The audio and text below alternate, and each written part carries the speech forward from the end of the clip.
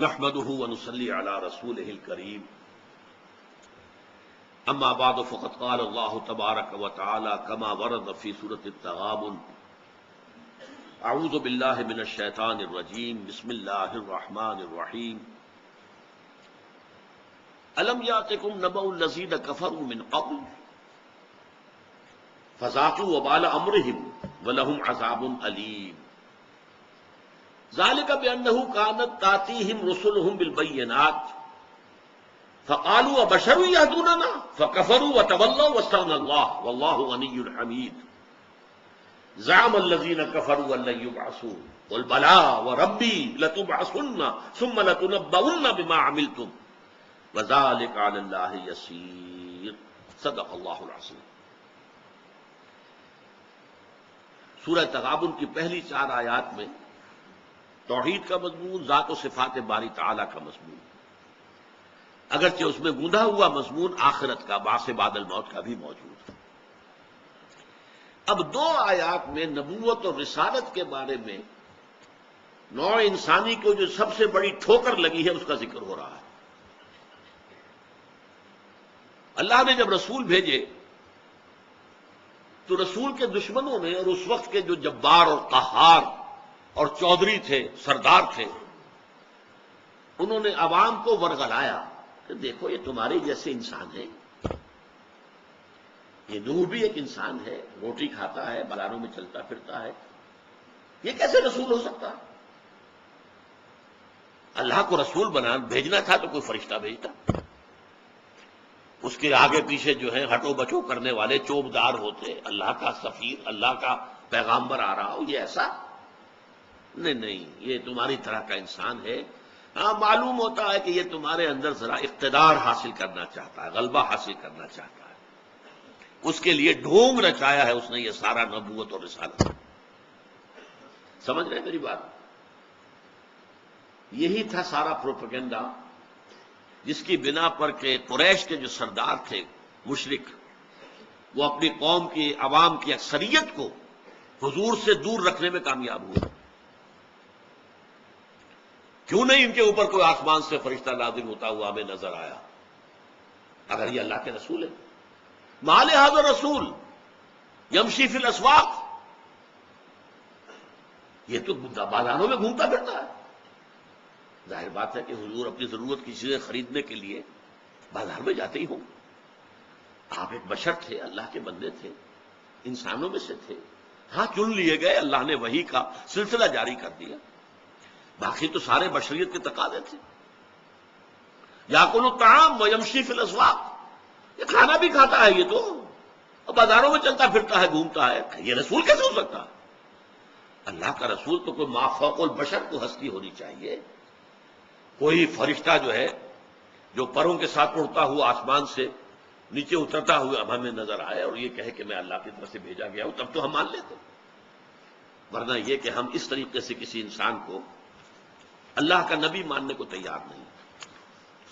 زعم الذین کفروا، نہیں، الم یاتکم نبأ الذین کفروا من قبل، کیا تم تک خبریں نہیں پہنچ گئی ہیں ان لوگوں کی جنہوں نے کفر کیا تھا پہلے؟ فذاقوا وبال امرہم، تو انہوں نے اپنے کیے کا مزہ چکھ لیا، سزا مل گئی۔ قوم نوح نے انکار کیا، غرق کر دی گئی۔ قوم ہود نے انکار کیا، تباہ کر دی گئی۔ قوم سمود نے نہیں مانا، برباد کر دی گئی۔ قوم شعیب نے، مدین کے لوگوں نے نہیں مانا، برباد کر دیے گئے۔ فذاقوا وبال امرہم ولہم عذاب علیم، اور ابھی ان کے لیے بہت دردناک عذاب ہے۔ یہ دنیا کا عذاب تو کچھ بھی نہیں تھا۔ حضرت نوح علیہ السلام کی قوم جب غرق ہوئی ہوگی تو کتنی دیر لگتی ہے انسان کو غرق ہونے میں؟ 2-4 ڈبکیاں کھاتا ہے، اس کے بعد انکانشیس ختم، پھر اسے کیا تکلیف ہوتی ہے؟ کچھ بھی نہیں۔ آپ نے کسی کو پھانسی دی، اسے کیا تکلیف ہوئی؟ ذرا سا آپ نے اس کا تختہ اس کے پاؤں سے کھینچا، وہ تھوڑی دیر تڑپا، ختم، کتنی اسے تکلیف ہوئی۔ اور آج کل امریکہ وغیرہ میں کیا ہوتا ہے؟ وہ تو نہ پھانسی ہے نہ کچھ ہے، یا تو کرسی پر بٹھایا، 1 کروڑ پاس کیا، you are no more, gone with the wind. اور اس سے بھی آسان ہو گیا، ایک ٹیکا لگایا اور گئے. پین لیس ڈیتھ، پین لیس ڈیتھ. جیسے آپ کو معلوم ہے کہ آپریشن کے لیے کسی کو بے ہوش کر دیا جاتا ہے، بس ایسے ہی طرح اس کی گہرائی تیز ہو گئی اور ختم ہو گئی. تو تکلیف کیا ہوئی؟ کچھ بھی نہیں. فذاقوا وبال امرہم. یہ ہلاکت جو آئی دنیا میں، پوری پوری قومیں جو برباد کی گئیں، جو تباہ کی گئیں، یہ انہوں نے اپنے کفر کی پاداش جو ہے وہ دنیا کے اندر تو اتنی ہی ہو سکتی تھی، ہو گئی.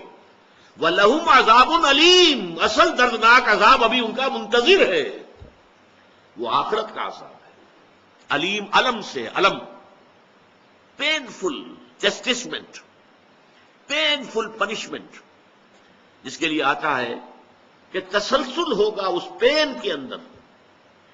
یہ کھال اگر جھلس جائے گی تو فوراً نئی کھال بنا دی جائے گی، اس لیے کہ ہمیں معلوم ہے کہ سینس جو ہے وہ در حقیقت کھال میں ہے. اس کے نیچے جو گوشت ہے اس کے اندر درد کا احساس نہیں ہے. کھال جھلس گئی، اب وہ جو بھی سینسری اس کے اندر نروس اینڈنگز تھی وہ ختم ہوئی، اب اندر گوشت جل رہا تو تکلیف نہیں ہو رہی. اس لیے فرمایا گیا کلما نضجت جلودہم بدلناہم جلودا غیرہا. جہنم کے اندر جیسے ہی لوگوں کی کھالیں جو جھلس جائیں گی، اب فوراً دوسری کھال انہیں دے دیں گے تاکہ وہ سفرنگ، وہ پین، وہ مسلسل رہے، مسلسل رہے، مسلسل رہے. وَلَهُمْ عَذَابٌ عَلِيمٌ.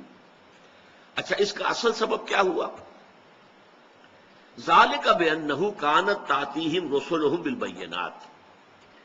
ان کا جو یہ دنیا میں حشر ہوا اور جو آخرت میں انہیں سزا ملنی ہے، اس کا سبب کیا ہے کہ ان کے پاس ان کے رسول آتے رہے بینات کے ساتھ.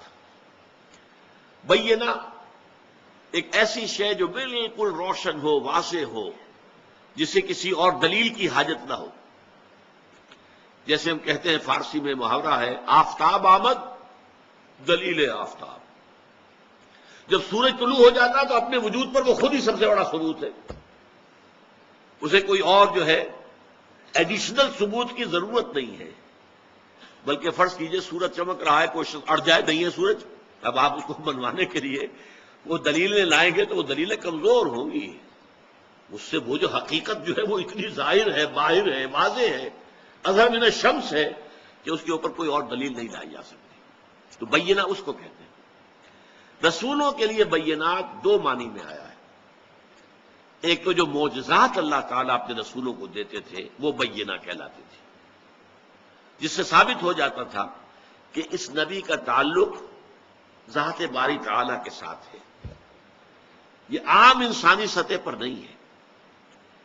اس نے اگر ایک اشارے سے چاند کو دو ٹکڑے کر دیا، اگر اس نے جیسے کہ حضرت عیسیٰ نے کیا کہ ایک مردہ کو کہا قم باذن اللہ اور وہ زندہ ہو کر کھڑا ہو گیا، معلوم ہوتا ہے کہ یہ اللہ تعالیٰ کی طرف سے یہ نشانیاں، یہ بینات دی گئی ہیں ثبوت کے لیے کہ یہ اللہ کے رسول ہیں.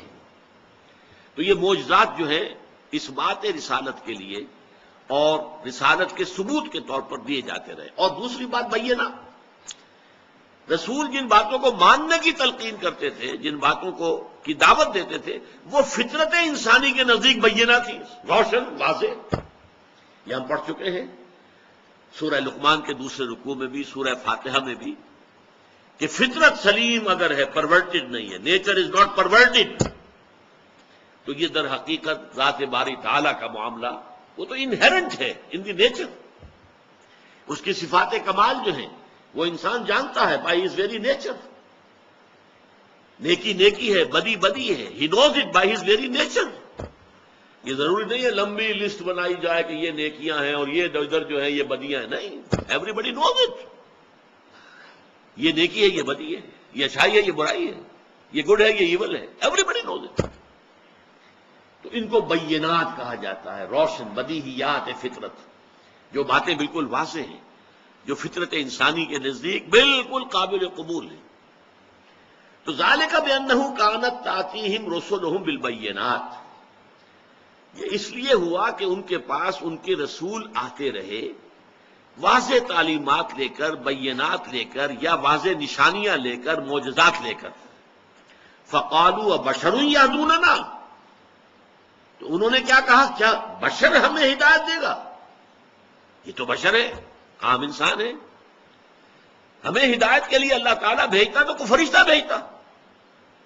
یہ تو ہمارے جیسے انسان ہیں. یاکل الطعام ویمشی فی الاسواق. اسے بھی کھانا کھانے کی ضرورت ہے جیسے ہمیں ضرورت ہے. جیسے ہمیں بھوک لگتی ہے اسے بھی لگتی ہے. اس نے بھی شادی کی ہے, حضرت خدیجہ سے شادی کی ہے رضی اللہ تعالی عنہا. اس کو اولاد بھی دی اللہ نے. جو ہمارا معاملہ ہے زن و شوق کا, وہی معاملہ اس کا بھی ہے. What's the difference? How can we accept him as the messenger of Allah? یہ ہے ان کی دلیل. فقالوا ابشر یہدوننا فتولوا, بس انہوں نے پیٹھ موڑ لی, اعراض کیا, روگردانی کی. واستغنى اللہ, اللہ نے بھی بے پرواہی اور بے نیازی اختیار کی. اچھا جاؤ دفع ہو جاؤ. واللہ غنی حمید, اور اللہ تعالیٰ تو ہے ہی غنی اور حمید, اپنی ذات میں خود محمود ہے, کوئی ضرورت نہیں ہے اسے کہ اس کی حمد کی جائے. He is praised by himself as he is the praised one. اس کی تو حمید ہے, اس کا حمد تو ہو رہی ہے, پوری کائنات میں ہو رہی ہے. یسبح له ما فی السماوات وما فی الارض, ابھی ہم پڑھ چکے ہیں. یسبح للہ ما فی السماوات وما فی الارض لہ الملک ولہ الحمد وہو علی کل شیء قدیر. اور سورہ بنی اسرائیل کی میں نے آج آپ کو سنائی, تسبح لہ السماوات السبع والارض ومن فیہن وَإِن مِّن شَيْءٍ إِلَّا يُسَبِّحُ بِحَمْدِهِ وَلَٰكِن لَّا تَفْقَهُونَ تَسْبِيحَهُمْ وَاللَّهُ غَنِيٌّ حَمِيدٌ. اللہ تو غنی اور حمید ہے. میں یہاں ذرا آپ کو اور قرآن مجید کے مقامات سے یہ مضمون واضح کر دوں. حضرت نوح کے بارے میں کہا گیا, یہ سورۃ المومنون میں بیان کیا گیا ہے, یہی مضمون جو ابھی ہم پڑھ رہے ہیں.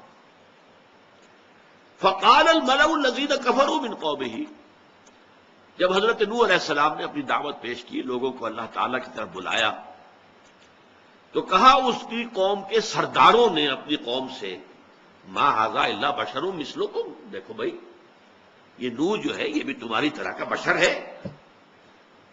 یرید ان یتفضل علیکم, یہ سارا ڈھونگ اس نے رچایا ہے تمہارے اوپر غلبہ حاصل کرنے کے لیے. تم اس کی بات مانو, سنو, اس کی اطاعت کرو. رسول مان لیں گے تو اطاعت تو کرنی پڑے گی. جب رسول مان لیا, وما ارسلنا بالرسول الا لیطاع باذن اللہ, ہم نے کوئی رسول نہیں بھیجا مگر اسی لیے کہ اس کی اطاعت کی جائے اللہ تعالیٰ کے حکم سے. تو اصل میں یہ ذرا ایمبیشس آدمی ہے, یہ چاہتا ہے ذرا اپنی ٹور بنانا, اپنا تمہارے اوپر روب قائم کرنا, اپنا اقتدار جو ہے اس کا سنگھاسن جمانا. یرید ان یتفضل علیکم ولو شاء اللہ لانزل ملائکہ, اللہ چاہتا تو فرشتوں کو نازل کر دیتا. اللہ کے لیے بعید ہے؟ نہیں, فرشتے آ جاتے, ہم دیکھتے آسمان سے اتر رہے ہیں, پروں والی مخلوق ہے, اور وہ آ کر کہے کہ بھائی ہم اللہ کے پیغامبر ہیں, رسول ہیں, اور ہم تمہیں اللہ کی طرف دعوت دیتے ہیں, تو تب تو بات ہوتی. یہ تو انسان ہے. فقال الملأ الذين كفروا من قومه ما هذا الا بشر مثلكم يريد ان يتفضل عليكم ولو شاء الله لانزل ملائكه. اسی طرح حضرت ہود یا حضرت صالح کے بارے میں فرمایا اسی سورہ مومنون میں, وقال الملأ من قومه الذين كفروا وكذبوا بلقاء الآخرة واترفناهم في الحياة الدنيا, اور کہا ان کی قوموں کے ان سرداروں نے اور چودھریوں نے جنہوں نے کفر کیا تھا اور آخرت کی ملاقات کا انکار کیا تھا, اور دنیا میں ہم نے انہیں کوئی دولت دے دی تھی, کوئی حیثیت دے دی تھی, کوئی وجاہت دے دی تھی. انہوں نے کیا کہا, ما ھذا الا بشر مثلکم, یہ جو ہود ہیں یا صالح ہیں یہ بھی تمہاری طرح کے انسان ہیں. یاکل مما تاکلون منہ, جو کچھ تم کھاتے ہو وہی کھاتے ہیں. تم گندم کھاتے ہو وہ بھی کھاتے ہیں, تم چاول کھاتے ہو وہ بھی کھاتے ہیں. وَيَشْرَبُوا مِمَّا تَشْرَبُونَ, اور وہ بھی پیتے ہیں وہی کچھ جو تم پیتے ہو. پانی تم پیتے ہو وہ بھی پیتے ہیں. وَلَئِنْ أَطَعْتُمْ بَشَرًا مِثْلَكُمْ, اور دیکھو اگر تم نے اپنے جیسے ایک انسان کی اطاعت کی, إِنَّكُمْ إِذًا لَخَاسِرُونَ, تو تم لوگ بڑے خسارے میں, گھاٹے میں پڑ جاؤ گے. اس میں بڑی لطیف بات کیا ہے, وہ سردار یہ تو کہتے تھے کہ ہماری اطاعت کرو, ہم چودھری ہیں, ہم سردار ہیں, ہم قبیلے کے بڑے لوگ ہیں. تو گویا کہ آخر وہ بھی بشر تھے, تو بشر ہونے کے ناطے, بشر ہونے کے باوجود وہ اپنی اطاعت ڈیمانڈ کرتے تھے کہ ہمارا حکم مانو, ہم سردار ہیں. لیکن یہی حق رسول کو دینے کو تیار نہیں تھے. اور دلیل کیا تھی؟ یہ رسول تو ہو ہی نہیں سکتے، کیسے ہو سکتے؟ یہ تو ہماری طرح کے انسان ہیں، تمہاری طرح کے انسان ہیں، کھاتے ہیں پیتے ہیں، ان کی اولاد ہے، ان کی رشتہ داریاں ہیں۔ حضرت موسیٰ اور حضرت ہارون علیہ السلام کے بارے میں جو بات کہی گئی یہ سورۃ الفرقان میں، فَقَالُوا أَنُؤْمِنُ لِبَشَرَيْنِ مِثْلِنَا وَقَوْمُهُمَا لَنَا عَابِدُونَ، نہیں، یہ وہی سورہ مومنون ہے۔ فرعون اور اس کے سرداروں نے کہا أَنُؤْمِنُ لِبَشَرَيْنِ مِثْلِنَا، کیا ہم دو اشخاص کو پر ایمان لے آئیں جو ہمارے جیسے ہیں؟ موسیٰ اور ہارون دو تھے نا، لِبَشَرَيْنِ مِثْلِنَا، اپنے جیسے دو انسانوں پر ہم ایمان لے آئیں۔ وَقَوْمُهُمَا لَنَا عَابِدُونَ، اور اس سے بھی بڑھ کر بات یہ کہ ان کی قوم ہماری غلام قوم ہے، ہمارے غلاموں میں سے ہونے کے باوجود آج تقاضا یہ کیا جا رہا ہے کہ ہم ان کا کہنا مانیں۔ بنی اسرائیل بیچارے دبے ہوئے تھے، پسے ہوئے تھے، ان کی مصیبتیں جو ان کے اوپر آ رہی تھی قوم فرعون کی طرف سے، ان میں بری طریقے سے مبتلا تھے۔ وَقَوْمُهُمَا لَنَا عَابِدُونَ، یہ ان کی قوم جو ہے یہ اسرائیلی ہے، بنی اسرائیل میں سے ہے، اور ان کی قوم جو ہے ہماری غلام ہے، ہمارے خادم ہیں، ہمارے غلاموں کی طرح ہے۔ تو ایک غلام قوم کے دو افراد ویسے انسان ہونے کے ناطے ہمارے جیسے ہیں، ٹھیک ہے، لیکن ہیں تو غلام قوم سے، تو ہم ان کی بات کیسے مانیں؟ اور سورۃ الفرقان میں حضور کے بارے میں کہا گیا وَقَالُوا مَا لِهَذَا الرَّسُولِ يَأْكُلُ الطَّعَامَ وَيَمْشِي فِي الْأَسْوَاقِ، یہ کیسے رسول ہو سکتے ہیں؟ یہ تو کھانا کھاتے ہیں اور بازاروں میں چلتے پھرتے۔ یہ تھی سب سے بڑی گمراہی، اور یہ تھا وہ بہانہ کہہ لیجئے، عذر کہہ لیجئے، گمراہ کن دلیل کہہ لیجئے، جس سے کہ ان قوموں کے سرداروں نے، چودھریوں نے اپنی قوموں کی بت مار دی، اور قوموں نے حضرت نوح کا انکار کیا، حضرت ہود کا انکار کیا، حضرت صالح کا انکار کیا، آل فرعون نے حضرت موسیٰ اور ہارون کا انکار کیا۔ قریش کی اکثریت جو تھی وہ تو بعد میں جو ہے فتح مکہ کے بعد جو صورتحال ہوئی وہ اور ہوئی، لیکن ہجرت سے پہلے پہلے تو شکل یہی تھی نا کہ مکے کی اکثریت نے حضور کا انکار کیا، چند لوگ ایمان لائے، وہی ہجرت کر کے چلے گئے۔ اچھا، اب میں ایک عجیب نکتہ آپ کو بتانے چلا ہوں، غور کیجئے گا۔ میں کنٹروورشیل قسم کے مضامین سے اپنے ان دروس کو پاک رکھنا چاہتا ہوں۔ ہمارے ہاں حضور کے بارے میں یہ بحث کہ حضور بشر تھے یا نہیں تھے، ایک طبقہ کہتا بشر نہیں تھے، نور تھے، ایک طبقہ کہتا نہیں بشر تھے۔ عوامی سطح پر جو واعظ قسم کے لوگ ہوتے ہیں انہوں نے ان مسائل کو اتنا اچھالا ہے، لوگوں کے ذہنوں کو پراگندہ کر دیا، حالانکہ قرآن مجید کے اندر ہے قُلْ إِنَّمَا أَنَا بَشَرٌ مِثْلُكُمْ يُوحَىٰ إِلَيَّ أَنَّمَا إِلَٰهُكُمْ إِلَٰهٌ وَاحِدٌ۔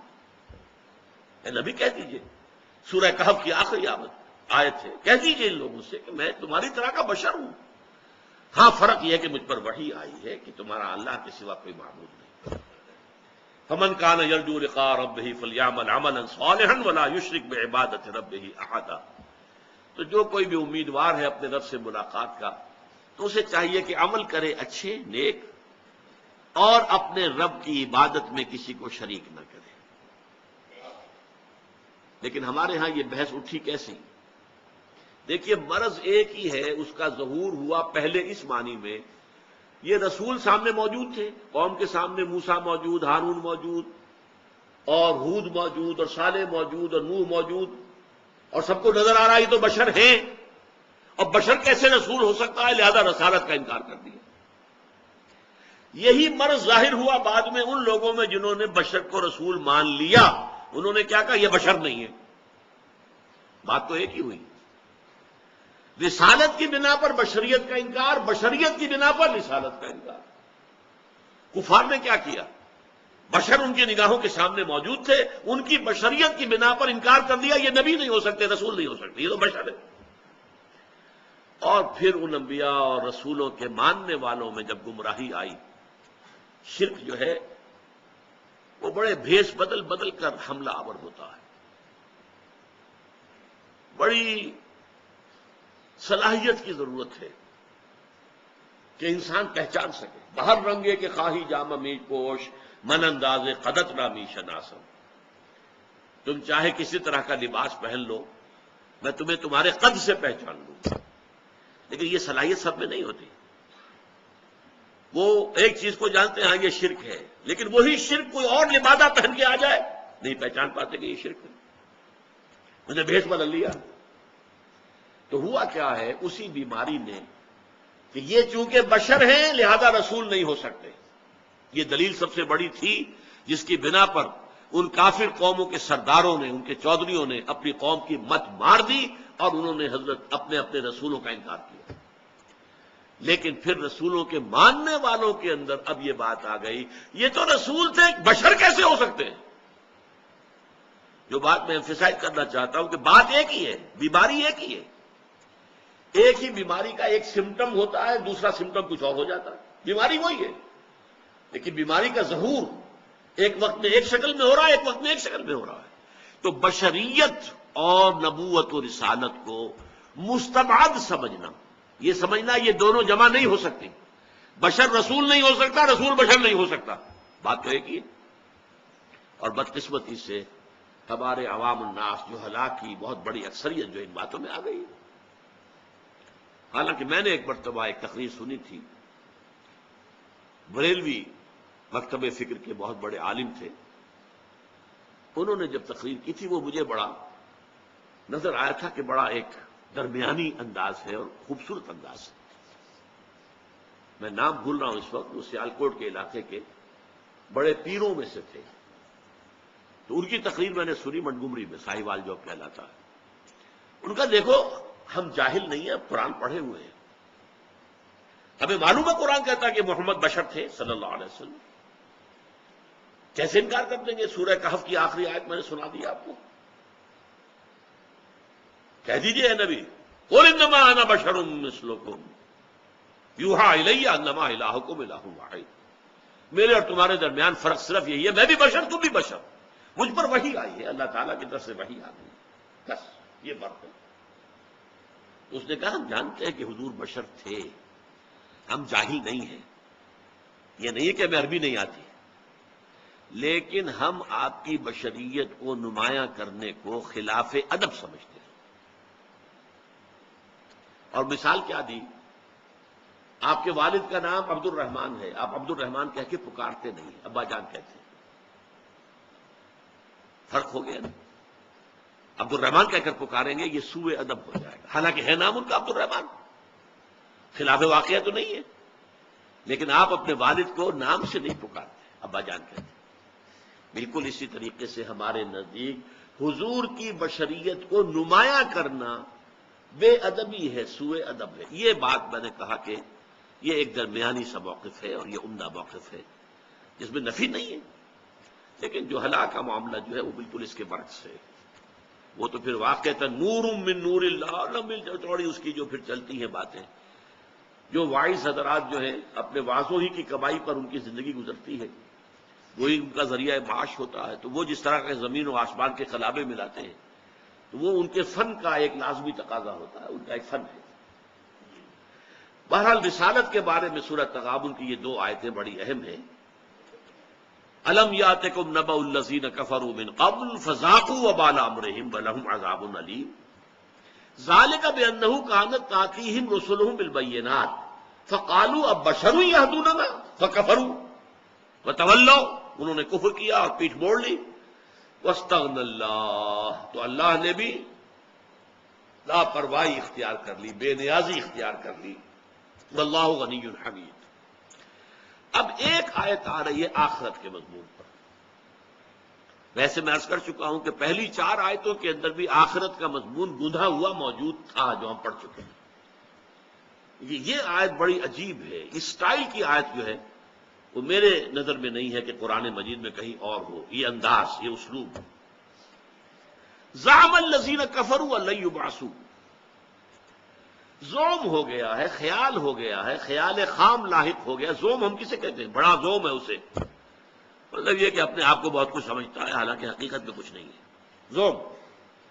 تو زعم الذین کفروا، ان کافروں کو یہ زوم ہو گیا ہے، یہ مغالطہ ہو گیا ہے یہ غلط فہمی لاحق ہو گئی ہے اللہ یبعثوا، کہ وہ دوبارہ نہیں اٹھائے جائیں گے، مرنے کے بعد بعث بعد الموت نہیں ہونی، کوئی دوسری زندگی نہیں، ہے ہاتھ لما توعدون، انہونی بات ہے۔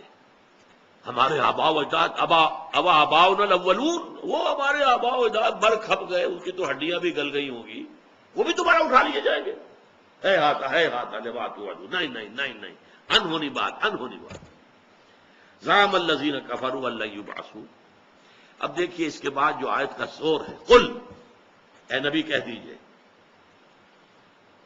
بلا، کیوں نہیں، وربی، اور مجھے اپنے رب کی قسم ہے، لتبعثن، تم لازماً اٹھائے جاؤ گے، ثم لتنبؤن بما عملتم، پھر تمہیں لازماً جتلا دیا جائے گا جو کچھ کے عمل تم نے کیا ہوگا، وذالک علی اللہ یسیر، اور یہ اللہ پر بہت آسان ہے۔ اس آیت پر ایک ظاہری اعتراض وارد ہوتا ہے، اس میں دلیل کون سی ہے؟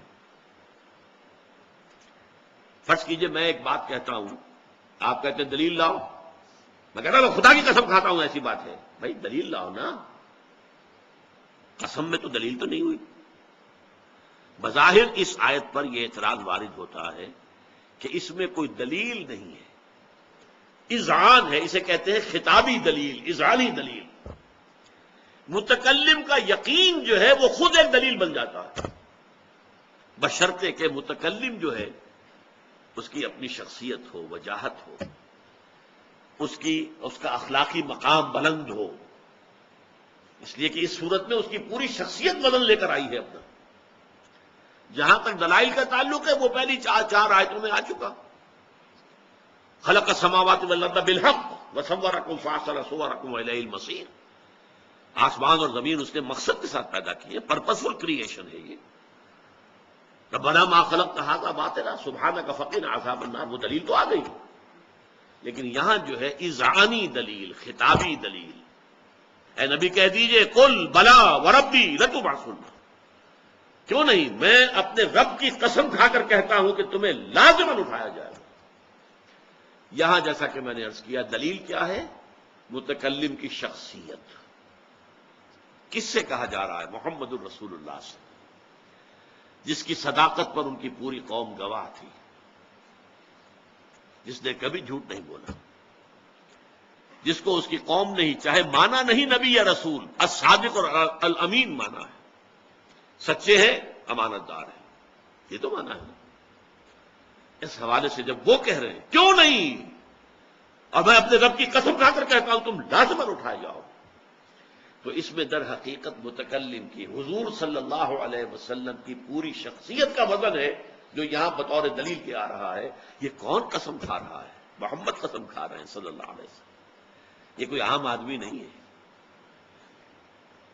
he is not a common man of the street، یہ محمد ہے، الصادق الامین۔ قل بلا وربی لتبعثن ثم لتنبؤن بما عملتم، تمہیں لازماً اٹھایا جائے گا۔ اور یہ نوٹ کر لیجئے، عربی زبان میں ایمفیسائز کرنے کے لیے، کسی چیز پر تاکید پیدا کرنے کے لیے، زور دینے کے لیے، اس سے آگے کوئی اسلوب نہیں ہے۔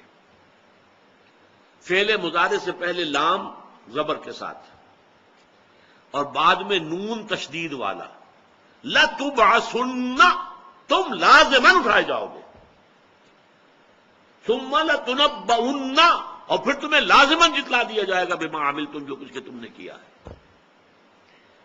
یہ تو ہم پڑھ رہے ہیں نا کہ سورہ تغابن ہے، اور یہ سورہ میں نے بتایا آپ کو شروع میں مدنی سورت ہے، لیکن حضور کا جو پہلا خطبہ جو آپ نے دیا بنو ہاشم کو، اس میں یہی رنگ موجود ہے۔ جب اللہ تعالیٰ نے حکم دیا انذر عشیرتک الاقربین، اے نبی اپنے قرابت داروں، رشتہ داروں کو خبردار کیجیے، جگائیے انہیں، ہوش میں لائیے، سوئے ہوئے۔ حضرت علی کو حضور نے حکم دیا ایک دعوت طعام کا بندوبست کرو اور تمام بنو ہاشم کو بلا لو۔ آپ کو معلوم ہے آغاز میں حضور کے پاس پیسے کی کمی نہیں تھی، دولت کی کمی نہیں تھی۔ حضرت صدیقہ،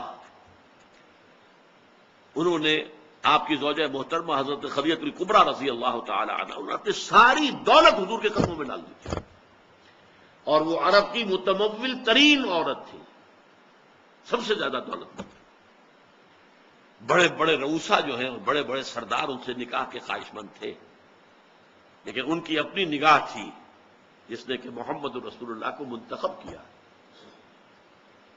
رشتے کی خواہش ان کی طرف سے آئی۔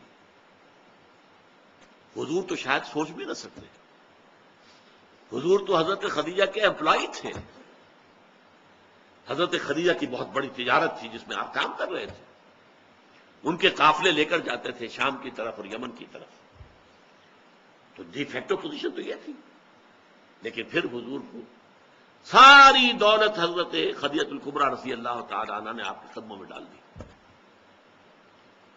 لہذا دولت کی کمی نہیں تھی۔ اس حوالے سے پورے بنو ہاشم کی دعوت کا اہتمام کیا، کھانا کھلا کر پھر اب آپ کھڑے ہوئے کچھ اپنی دعوت اور تبلیغ پیش کرنے کے لیے، تو لوگوں نے ہوٹنگ کی، شور مچایا اور چلے گئے، بات نہیں سنی آپ، جیسے ہوتا آج کل بھی ہوتا ہے، ہمارے یہاں ہوتا ہے ہوٹنگ کرو، کیونکہ باہر ظاہر بات ہے بنو ہاشم میں ابو لہب بھی تو تھا نا، سگا چچا ہے لیکن بدترین دشمن ہے محمد الرسول اللہ صلی اللہ علیہ وسلم کا، لہذا کسی نے نہیں سنا۔ اس وقت تک تو حضرت حمزہ حضرت عباس بھی ایمان نہیں لائے تھے رضی اللہ تعالی عنہما، وہ بھی 6 سال جا کر جو ہے آغاز وحی کے 6 سال بعد جا کر حضرت حمزہ ایمان لائے، اور حضرت عباس جو ہے وہ تو اور بھی بہت بعد میں ایمان لائے۔ 12 تو پورے بنی ہاشم کو کھانا کھلایا اور آواں دعوت پیش کی تو سب نے نہیں سنی، چلے گئے۔ آپ نے پھر یہ ہے کہ چند دن کا بیچ میں کوئی وقفہ ڈال کر پھر حضرت علی کو کہا پھر دوبارہ دعوت طعام کا بندوبست کرو۔ حضرت علی آپ کے چچا داد بھائی تھے، حضور ہی کے پاس رہتے تھے، اور گویا کہ وہ گھر وغیرہ کے سارے معاملات کو حضور نے حضرت علی کے حوالے کیا ہوا تھا۔ پھر کھانا کھلایا، اب حضور کھڑے ہوئے تو میں یہ کہا کرتا ہوں کہ اب شرم آ گئی ان لوگوں کو کہ 2 مرتبہ کھانا کھایا ہے تو کم سے کم سن تو لینی چاہیے بات کیا ہے۔ پھر آپ نے خطبہ دیا، ان الرائد لا یکذب اہلہ، دیکھو کسی قافلہ کا رہنما جو ہوتا ہے وہ کبھی اپنے قافلے والوں کو دھوکہ نہیں دیتا۔ آپ کو معلوم ہے نا کہ عرب کی سرزمین لقودق صحرا، کوئی سڑکیں تو نہیں تھی، کوئی موٹر ویز تو نہیں تھی، وہ ہائی ویز، کوئی سپر کچھ بھی نہیں، لقودق صحرا میں چلے جا رہے ہیں، وہ شنگھائی میل بھی نہیں ہے لگا ہوا ہے اب فلاں شہر اتنے میل رہ گئے، کچھ بھی نہیں۔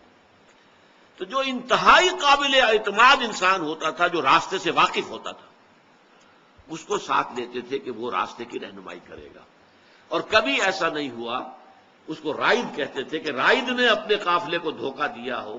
دھوکہ دینے کا مطلب کیا، مروا دے سارے قافلے کو، غلط راستے پر ڈال دے اور کسی ایسی وادی میں پہنچا دے جہاں نہ پانی ہے، نہ چارہ ہے، نہ کچھ بھی نہیں ہے، اور پھر سوائے ہلاکت کے اور کچھ نہیں۔ تو حضور نے یہاں سے بات شروع کی، دیکھو ان الرائد لا یکذب اہلہ، رائد نے کبھی اپنے قافلے کو دھوکہ نہیں دیا۔ واللہ لو کذبت الناس جميعا ما کذبتکم ولو غررت الناس جميعا ما غررتکم، خدا کی قسم اگر میں تمام انسانوں کو دھوکہ دے سکتا تب بھی تمہیں کبھی دھوکہ نہ دیتا۔ کیوں؟ You are my kith and kin, میرے رشتہ دار ہو، میرے قریبی عزیز ہو، بالفرض اگر میں جھوٹ بول سکتا پوری نوع انسانی سے تب بھی تمہیں سے کبھی جھوٹ نہ بولتا، یہ بالفرض کے انداز میں ہے۔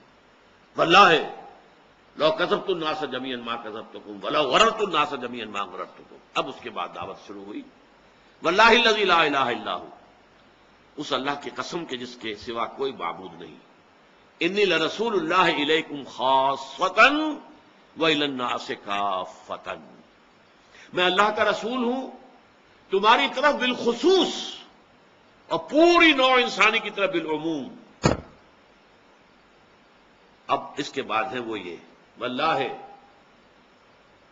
لتموتن کما تنامون، خدا کی قسم تم سب مرو گے جیسے کہ روزانہ رات کو سو جاتے ہو۔ ویسے آدمی موت کے تصور کو اپنے ذہن سے دور ہی رکھتا ہے، دوسروں کو مرتے دیکھتا ہے، تھوڑی دیر کے لیے تو ذرا سی انسان کے اوپر ارتعاش سا اعصاب میں پیدا ہوتا ہے کہ یہی منزل مجھے بھی کبھی یہاں سے گزرنا ہے، آج اپنے اس عزیز کو قبر میں اتار کر جا رہا ہوں، کیا پتا کل مجھے اتارنے کے لیے یہ عزیز جمع ہو۔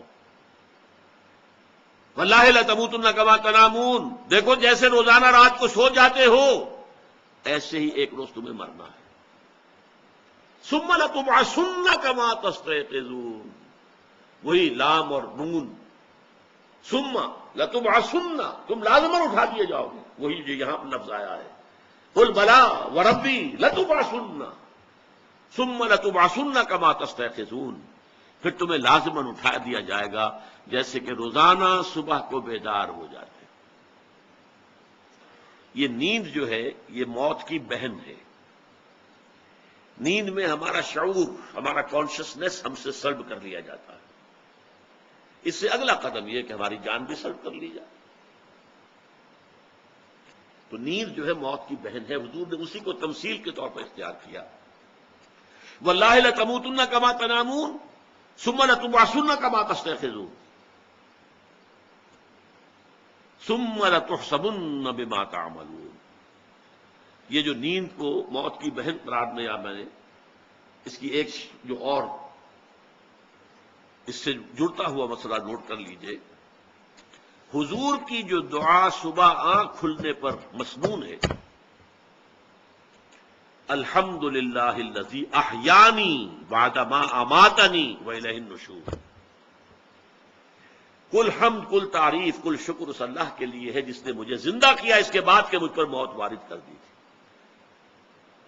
سلیپ از ہاف ڈیتھ، تو جیسے روزانہ رات کو ہم سوتے صبح اٹھ جاتے ہیں، ایسے ہی ایک ہماری زندگی کی شام آئے گی جس میں کہ ہم مر جائیں گے، اور پھر بعد سے بعد الموت کی صبح آئے گی جس میں کہ ہم اٹھا لیے جائیں گے۔ ثم لتحسبن بما تعملون، پھر تمہارا حساب لیا جائے گا جو کچھ کہ تم کر رہے ہو۔ ثم لتجزون، پھر تمہیں لازماً بدلہ ملے گا، جزا ملے گی۔ بالاحسان احسانا وبالسوء سوءا، بھلائی کا بھلا بدلہ ملے گا، نیکیوں کی نیک جزا ملے گی، اور بدیوں کا برا بدلہ ملے گا، سزا ملے گی۔ وَإِنَّهَا لَجَنَّةٌ أَبَدًا وَلَنَارٌ أَبَدًا، اور وہ کیا ہے جزا؟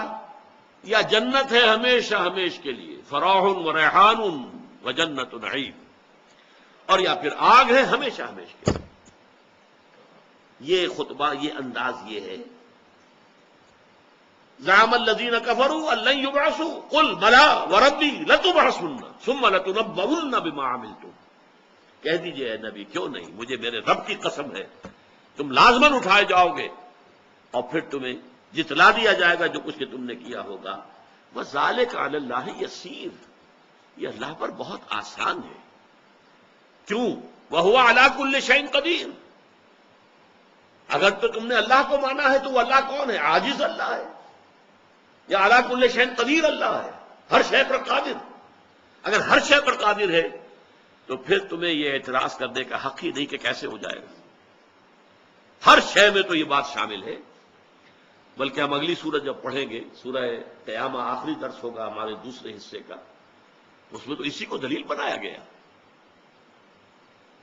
الیس ذالک بقادر علی ان یحیی الموتى، ذرا اپنے وجود پر تصور کرو، ذرا سوچو اور کرو، کیا تم گندے پانی کی ایک بوند نہیں تھے جو ٹپکائی گئی تھی؟ اسی سے اللہ نے بنایا تمہیں، تمہارا پورا وجود، ماں کے رحم میں تم نے پرورش پائی، پھر تمہاری ولادت ہوئی، پھر تم بڑھے، اسی میں سے، اسی گندے پانی کی بوند سے سقراط بھی اور افلاطون بھی اور ارسطو بھی اور انبیاء بھی اور اولیاء اللہ بھی، سب کے سب۔ الیس ذالک بقادر علی ان یحیی الموتى، وہ ہستی جس کی قدرت کا یہ عالم ہے، جس کی خلاقی کا یہ عالم ہے، جس کی تخلیقی قوت جو ہے وہ اس درجے کی ہے، کیا وہ اس سے عاجز رہے گا کہ وہ تم مردہ کو زندہ نہیں کر سکے گا؟ ذرا سوچو تو صحیح۔ اگر تمہیں استبعاد ہو رہا ہے تو یہ تمہارے ذہن کی تنگی ہے۔ بہرحال یہ آج 7 آیتیں مکمل ہوئی ہیں جن میں ایمانیات ثلاثہ کا نیریٹو، ایفرمیٹو انداز کے اندر ذکر ہے۔ 4 میں ذات و صفات باری تعالیٰ بنیادی طور پر، اگرچہ اسی میں بعث بعد الموت اور قیامت کے جو دلائل ہیں وہ بھی مضمر ہیں، گندھے ہوئے۔ دوم رسالت کے بارے میں جو سب سے بڑی گمراہی ہوئی، اس گمراہی کا ایک ظہور ہوا رسولوں کی موجودگی میں ان کی قوموں نے ان کو رسول ماننے سے اس لیے انکار کر دیا کہ وہ ان جیسے بشر تھے، اور اسی گمراہی کا پھر جو ہے ظہور ہوا کہ ان کے ماننے والوں نے انہیں بشریت کی حد سے نکال کر باہر کر دیا۔ حضرت عیسیٰ ابن مریم کو اللہ کا بیٹا بنا دیا، ہوا کہ نہیں؟ عزیر کو خدا کا بیٹا بنا دیا، عزیر ابن اللہ۔ نبیوں کے ماننے والوں نے اپنے غلو عقیدت کی بنیاد پر ان نبیوں کی بشریت کا انکار کیا، وہی گمراہی، وہی بیماری جو وہاں ظاہر ہوئی تھی اس شکل میں، یہاں ظاہر ہو گئی اس شکل میں۔ آخری بات یہ کہ قیامت، آخرت یہ ہونے والی ہے، جس کسی کو بھی یہ مغالطہ ہو گیا ہے کہ یہ انہونی بات ہے، اس کے لیے جو منطقی دلائل ہے وہ اپنی جگہ، سب سے بڑی دلیل محمد رسول اللہ کی شخصیت ہے صلی اللہ علیہ وسلم۔ آپ کی صداقت اور آپ کی امانت کا لوہا آپ کی قوم نے مانا، اور آج پوری دنیا مان رہی ہے۔ تاریخ انسانی کا عظیم ترین انقلاب محمد نے برپا کیا صلی اللہ علیہ وسلم۔ Doctor Michael Hart, the author of the 100، ایک کتاب لکھتا ہے، a selection and gradation of the 100 most influential personalities of human history. پوری انسانی تاریخ سے 100 آدمی چن لیے، انہوں نے تاریخ پر بڑا اثر مترتب کیا، تاریخ کے رخ کو بدلا۔ یہ تو سلیکشن ہو گیا۔ گریڈیشن، ان میں سب سے بڑا کون جس نے سب سے زیادہ تاریخ کے رخ کو بدلا؟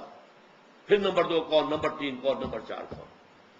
A selection and gradation of the 100 most influential personalities of human history, اور اس میں نمبر 1 پر لا رہا ہے محمد صلی اللہ علیہ وسلم، اور کہتا ہے because he is a Christian. حضرت مسیح کو نمبر 3 پہ لے کر گیا، خدا کا بیٹا ماننا جس کو مانتے ہیں وہ نمبر 3 پر، اور نمبر 1 پر محمد۔ تو کہتا ہے naturally I O an explanation, مجھے اس کی وضاحت کرنی پڑے گی، میں کیوں محمد کو نمبر 1 پر لا رہا ہوں۔ اور بڑا پیارا جملہ لکھا ہے، واقعہ یہ، this is because he is the only person, the only person, the only person supremely successful in both the religious and the secular fields۔ ان کا تصور یہ ہے کہ انسانی زندگی کے 2 دائرے علیحدہ ہیں، ایک مذہب کا دائرہ ہے، ایک سیاست کا دائرہ ہے۔